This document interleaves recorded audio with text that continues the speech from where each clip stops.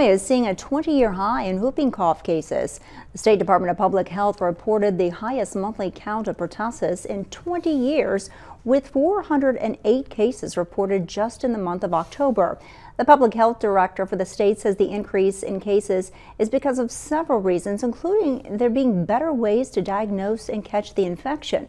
It says fewer people are getting the series of childhood vaccinations designed to protect people against this illness. Pertussis starts like any other common cold, but usually about 1 or 2 weeks later, you can get a bad cough that ends up having that whooping sound. It can also cause vomiting based on the coughing.